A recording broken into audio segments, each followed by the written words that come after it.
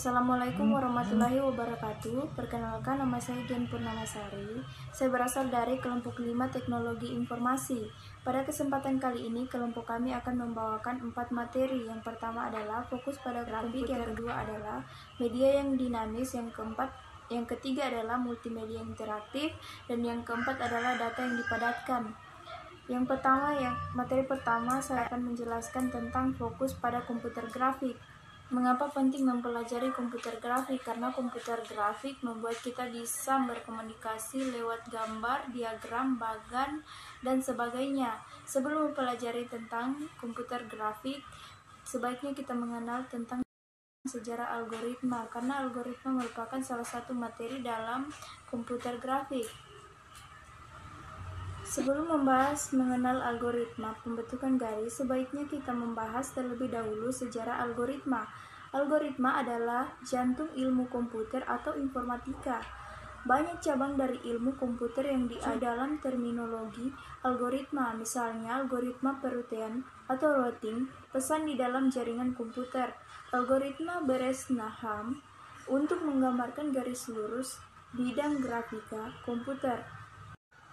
Sebelum membahas mengenai algoritma pembentukan garis, sebaiknya kita membahas terlebih dahulu apa itu garis. Garis merupakan kumpulan dari titik-titik. Untuk membentuk garis lurus adalah dengan mengetahui titik awal dan titik akhir. Dengan mengetahui titik awal dan titik akhir, maka kita dapat membentuk garis.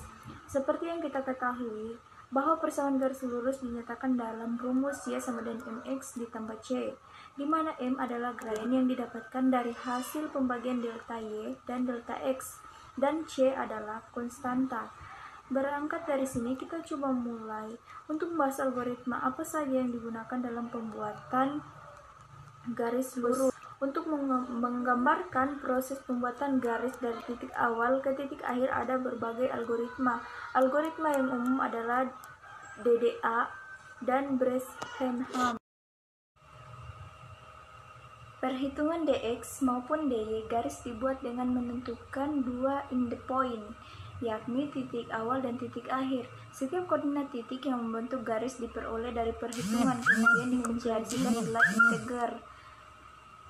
Prinsip dari algoritma digital differential analyzer atau DDA adalah mengambil nilai integer terdekat dengan jalur garis berdasarkan atas sebuah titik yang telah ditentukan sebelumnya.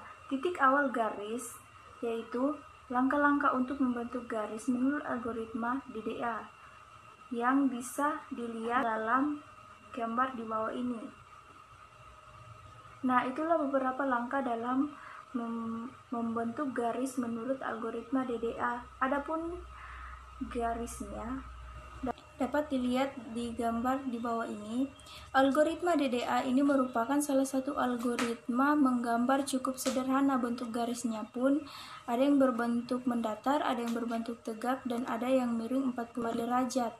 Namun, DDA ini memiliki kelemahan, yaitu menggambar pembagian dan pembulatan sehingga kurang akurat dan hanya dapat digunakan untuk nilai X yang kurang dari X2 dan Y yang kurang dari Y2 atau garis yang berada di kuadran 1.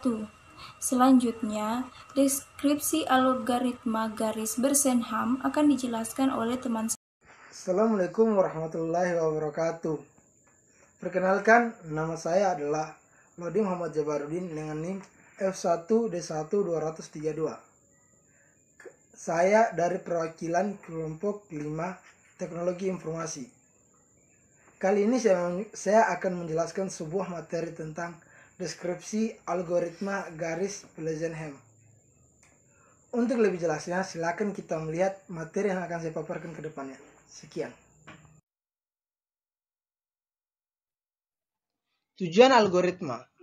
Tujuan dari algoritma Beresnaham ini adalah untuk menghindari pembulatan nilai seperti pada algoritma digital differential analyzer atau DDA. Pada algoritma Beresnaham, nilai Y kedua dan seterusnya dihitung dari nilai Y sebelumnya, sehingga hanya titik Y pertama yang perlu dilakukan operasi secara lengkap. pada algoritma ini ternyata tidak menghasilkan perbaikan yang cukup signifikan. Perbaikan berikutnya dilakukan dengan cara menghilangkan operasi bilangan real dan operasi bilangan integer. Operasi bilangan integer jauh lebih cepat dibandingkan dengan operasi bilangan real, terutama pada penambahan dan pengurangan. Algoritma garis Bresenham disebut juga midpoint line algorithm. Adalah algoritma konversi penambahan nilai integer yang juga dapat diadaptasi untuk menggambar sebuah lingkaran. Baik, slide ketiga. Langkah-langkah algoritma Bresenham di mana dx lebih besar dari dy. Ada 7 langkah, yaitu yang pertama, tentukan 2 titik yang akan dihubungkan dalam pembentukan garis. Yang kedua, tentukan salah satu titik di sebelah kiri sebagai titik awal, yaitu x0, y0, dan titik lainnya sebagai titik akhir, x1, y1. Yang ketiga, hitung dx sama dengan x2 dikurang x1, dy sama dengan y2 dikurang y1, d1 sama dengan 2 kali dx, dan d2 sama dengan 2 kali dy dikurang 2 kali dx. E sama dengan d1 dikurang dx. X sama dengan x1, y sama dengan y1. Yang keempat, gambar di piksel dengan format x dan y. Untuk setiap e lebih besar atau sama dengan 0, hitungnya adalah e sama dengan e ditambah d2 dan y sama dengan y ditambah 1. Jika tidak dihitung, e sama dengan e tambah d1 dan y sama dengan y. Yang keenam, hitung x sama dengan x tambah 1. Dan yang terakhir adalah jika x lebih besar dari x2 atau 2x, maka berhenti atau stop.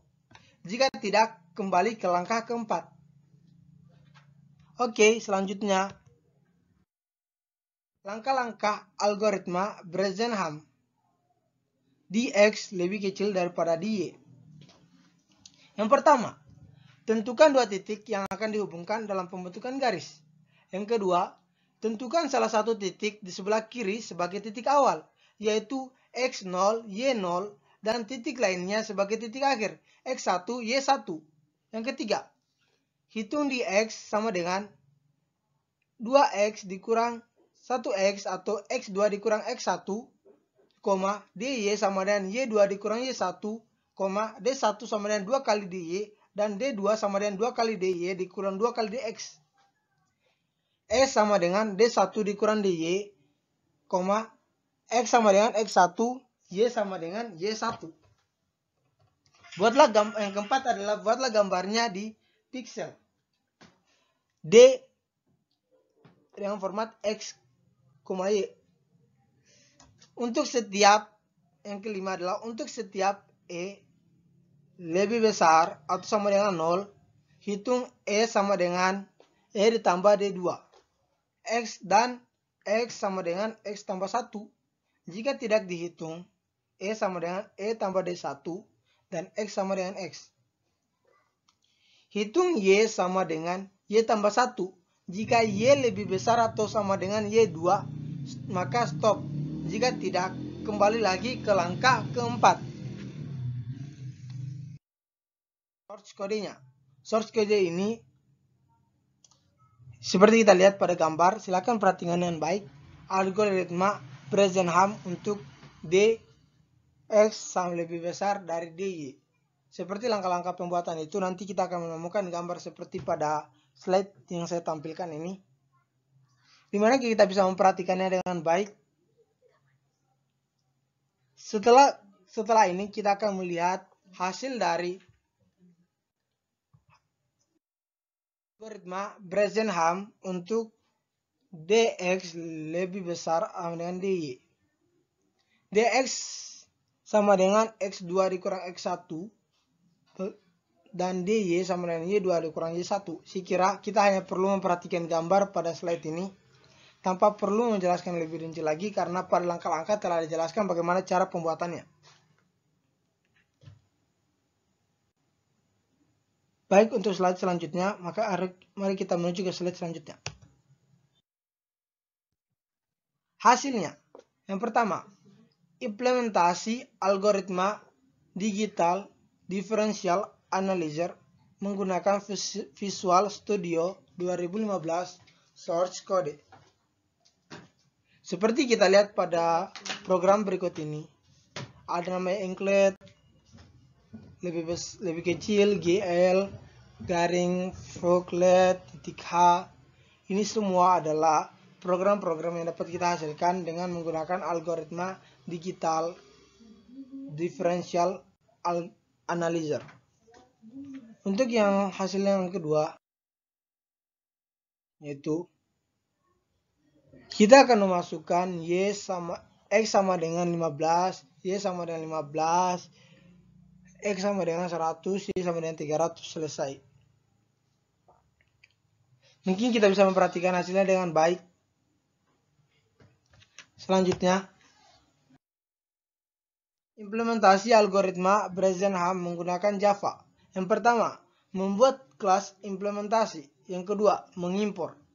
Mengimpor itu terbagi lagi menjadi 4. Ada namanya mengimpor library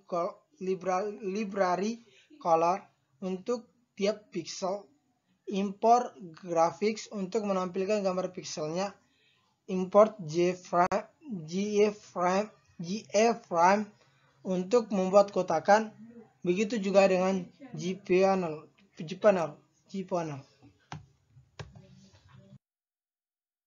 Yang ketiga, membuat prosedur atau fungsi Paint Graphics dan di dalamnya dapat menentukan warna pixel, titik awal dan akhir dari grafis. Yang keempat, mengalokasikan alamat DDA dan GFrame serta pengaturan pada ukuran framenya, letaknya pixel. Yang kelima adalah membuat kelas algoritma Java dan mengimpor library graphics untuk menggambar pixel serta membuat fungsi atau prosedur Bresenham. Yang keenam, menentukan silsilah dan posisi awal.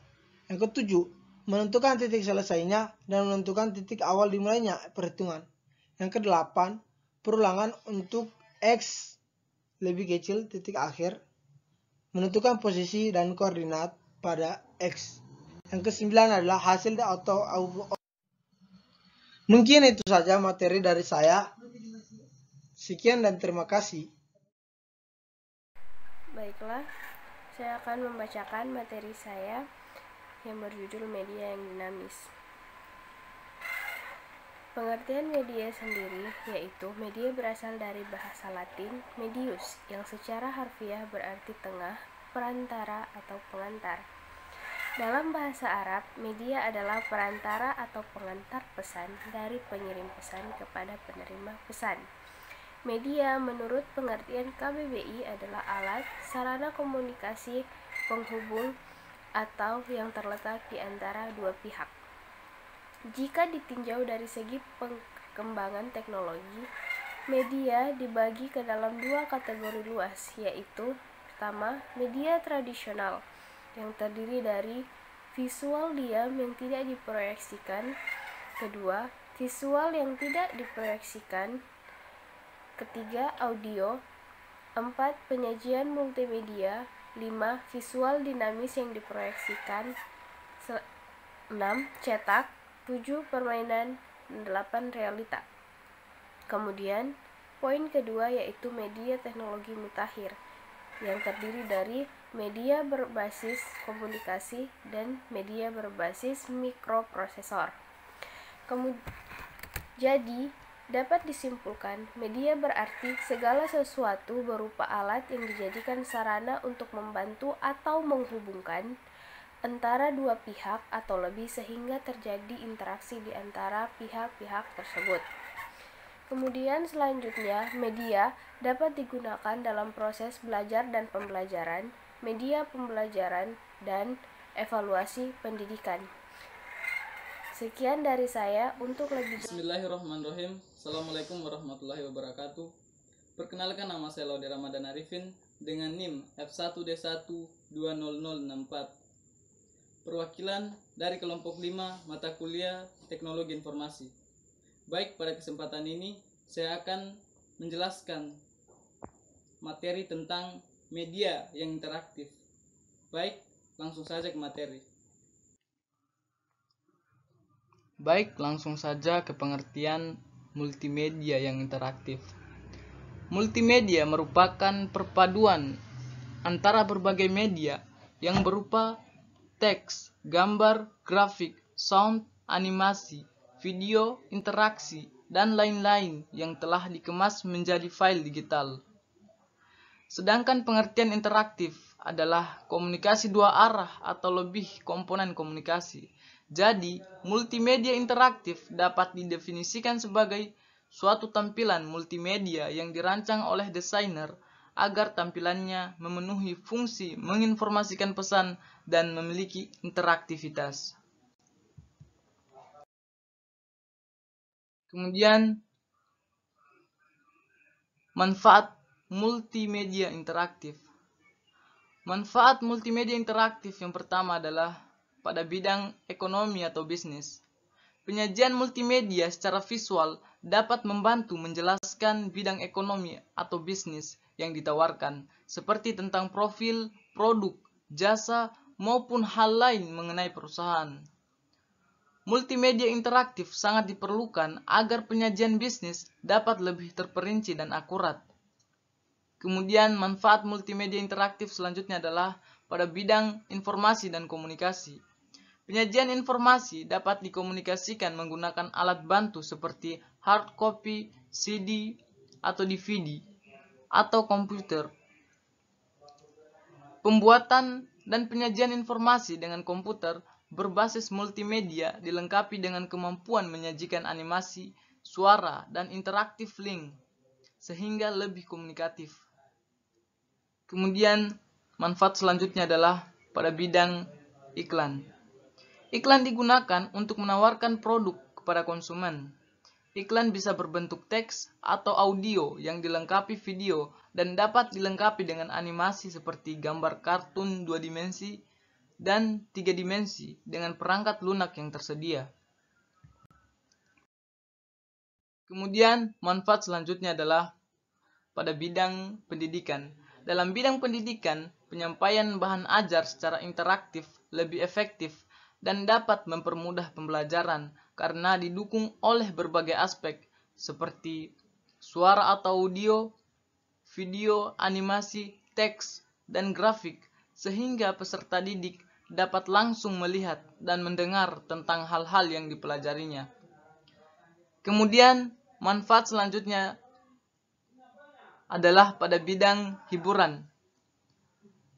Multimedia interaktif mengubah sajian tradisional komputer yang berupa teks menjadi suatu media yang menarik perhatian dan keingintahuan.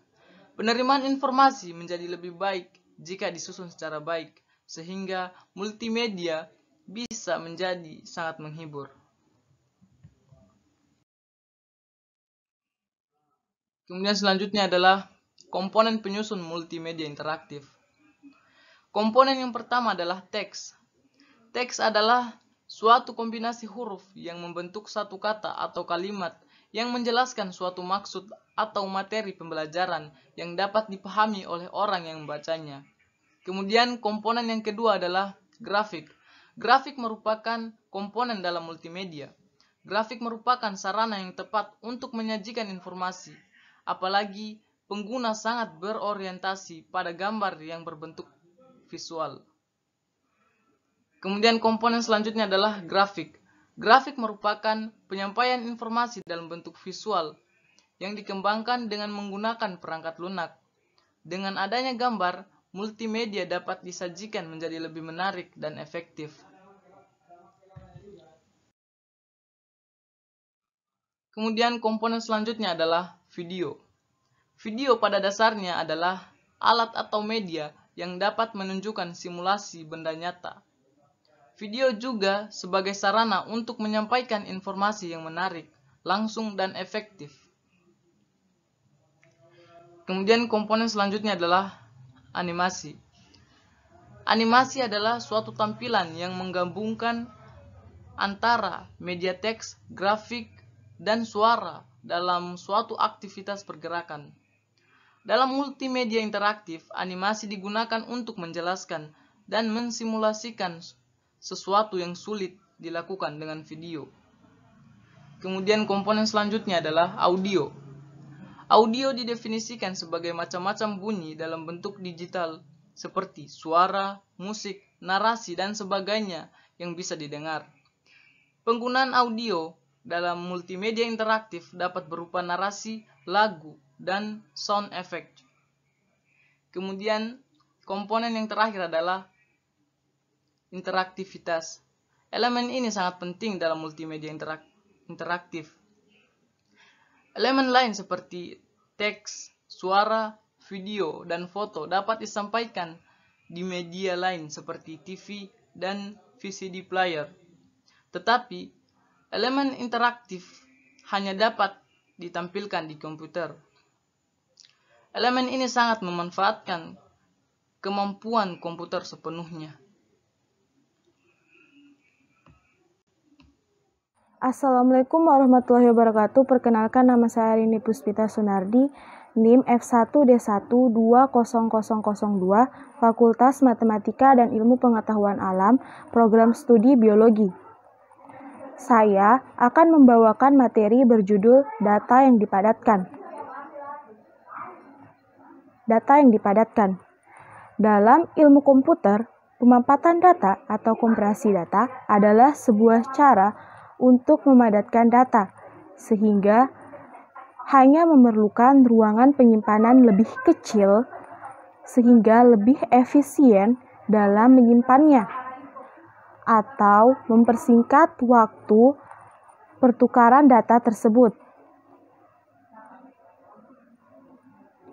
Pemampatan data terbagi menjadi dua jenis, yaitu pemampatan data tanpa kehilangan atau lossless data compression, dan pemampatan data berkehilangan atau lossy data compression.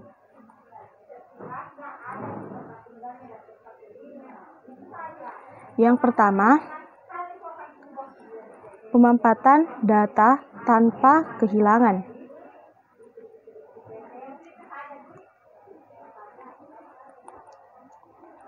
Teknik ini mampu memadatkan data tanpa mengembalikannya sama persis seperti semula. Tidak ada informasi yang hilang atau harus dikurangi dalam proses untuk mengurangi ukuran besar data. Biasanya, algoritma pemadatan data jenis ini menggunakan prinsip kelebihan statistik atau statistical redundancy supaya data bisa disimpan dengan lebih ringkas, karena kebanyakan data yang dipakai sehari-hari memiliki bagian yang berulang atau berlebihan. Contohnya, apabila berkas gambar berukuran 256 × 256 berwarna polos, setiap piksel berwarna sama dan tiap pikselnya berukuran 4 byte. Tanpa pemadatan, berkas harus disimpan berukuran 4 × 256 × 256, sama dengan 26.021.444 byte. Namun, dengan pemadatan, maka data yang perlu disimpan hanyalah data satu warna tersebut dan informasi bahwa seluruh piksel gambar memiliki satu warna yang sama. Jadi, data yang perlu disimpan hanyalah 4 byte tambah beberapa byte untuk memadatkan data pengulangan piksel yang sama. Dan yang kedua, pemampatan data berkehilangan.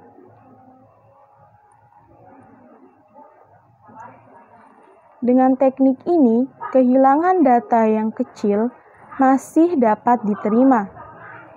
Dengan algoritma tertentu, detil berkas dipangkas supaya ukuran data bisa dikecilkan. Contohnya, pemadatan data dengan format berkas gambar. JPG bisa menyimpan data yang banyak, tapi juga mampu memangkaskan bagian-bagian visual yang kurang penting demi menghemati memori. Simpan. Berkas MP3 bisa menyimpan data lagu yang bersuara lebih jernih, tapi juga bisa mengurangi mutu suara jika ukuran data harus dikurangi. Contoh algoritma adalah MP3, JPG, OGG, dan MPG 2. Sekian dan terima kasih. Baiklah, itulah tadi presentasi dari kelompok kami membawakan 4 materi teknologi informasi dari kelompok 5. Apabila terjadi kekurangan mohon dimaafkan. Saya selaku perwakilan dari kelompok 5 mohon maaf yang sebesar-besarnya jika terdapat salah-salah kata. Dan presentasi saya akhiri dengan ucapan Assalamualaikum warahmatullahi wabarakatuh.